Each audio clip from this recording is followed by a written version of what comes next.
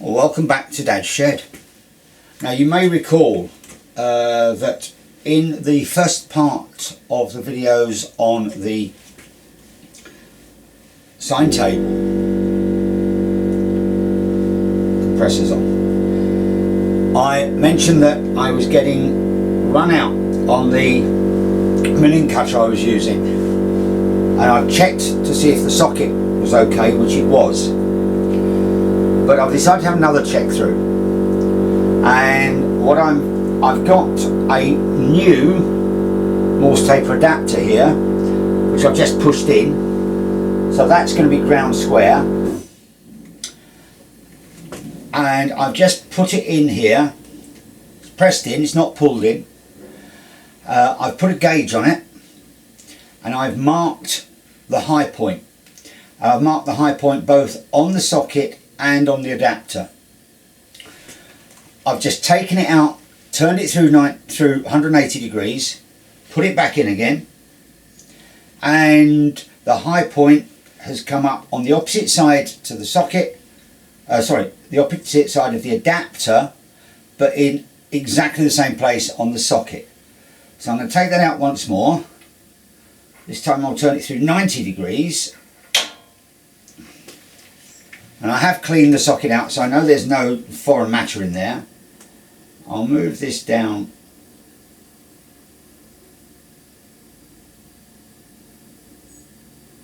onto there. And that's reading 5. So if I just turn this around, it's going down, it's going down, it's going down. Now going back up again. That's the low point. And the high point again comes opposite the mark I've put on the socket. So it's the socket. Now the only thing I can think of, because the socket is running true, is that there's some damage inside there. So as this is a hardened spindle, I'm going to work on the basis that perhaps something has been squashed into it. So I'm going to get a round scraper, and I'm just going to move that around, see if I can pick up anything that might be stuck inside there. So I'll come back in a moment.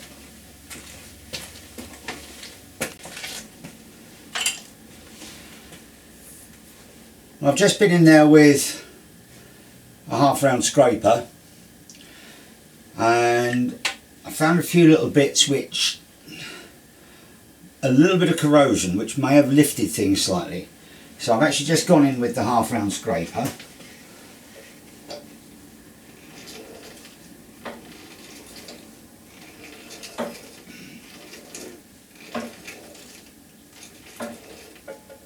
And I'm getting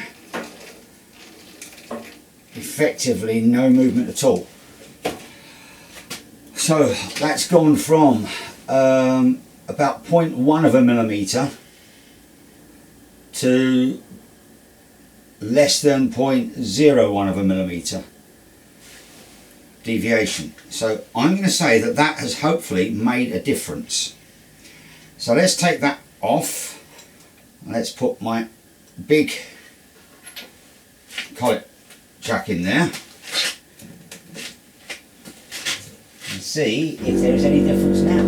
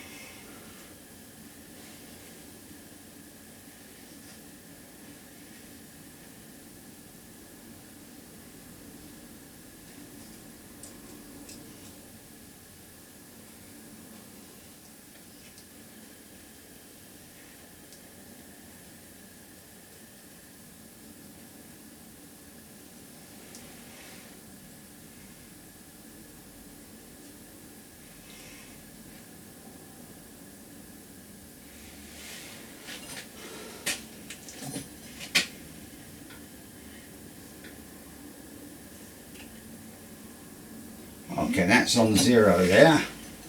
Let's see what happens. It does still go down quite considerably. It's 0.2.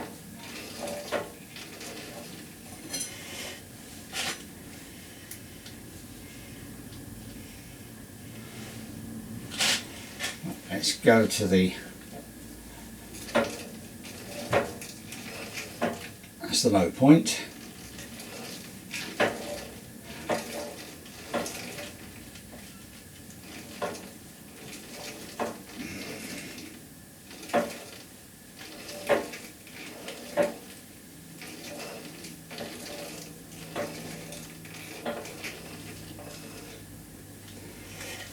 That's the high point.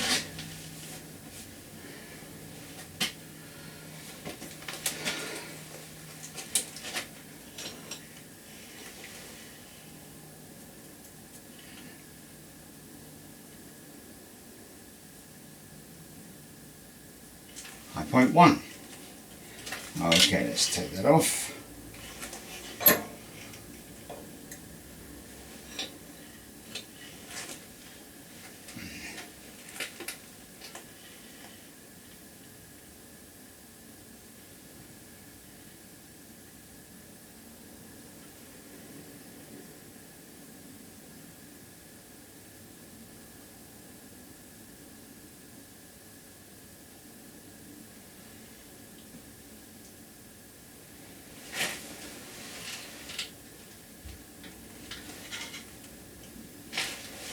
Right, that's on 0.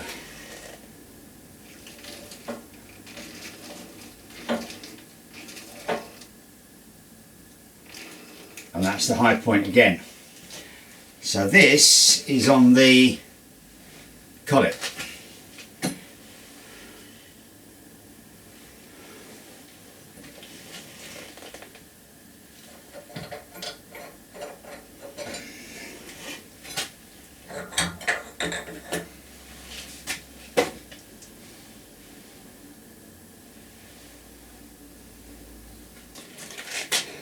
So I know where the high point is on this, which means I either have something at the back here pushing it down, or something at the front on the other side pushing it up. So again, I've got this halfway round scraper, and I'm just running it along the surface here, see if there's anything there that's kicking up.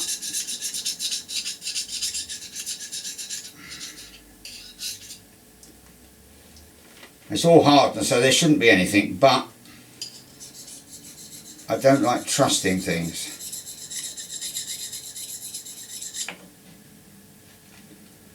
There doesn't seem to be anything there that shouldn't be. Right, let's give that another go.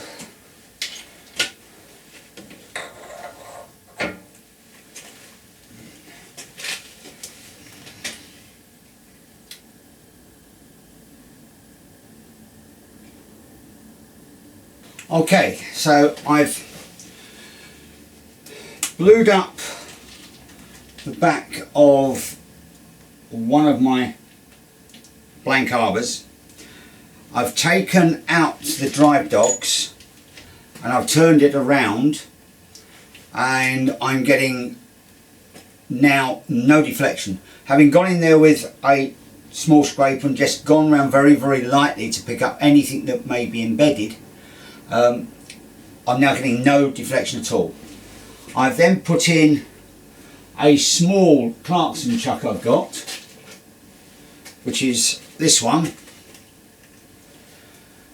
and reading off of this section here, I'm getting no deflection. So I'm fairly confident that whatever was in the bore of the socket is now out of the way. But I've now got this one, and I think this is still a problem. That's down. That's up. It's up 12.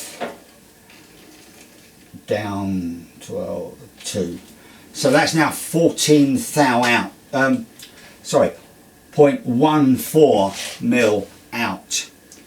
Now that's half of what it was, because that was running at around about 3.3. So I've gone from 0.3 to 1.4 to 0.14. Yeah, I'll get this right in a minute, won't I? So I've gone from 0.3 of a mil to 0.14 of a mil. So it's a lot better than it was, but it's still not right. And for some of the stuff I'm doing, I really don't want any deflection at all.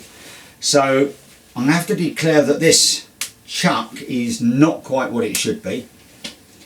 I will have a go with some cleaning cloths to see if there's anything around there that a bruise or anything, but I can't see anything. So I think what I'm going to need to do is make an arbor to go on here, 30 International, that will take 1-inch bore slitting saws or 1-inch bore cutters for cutting the gears.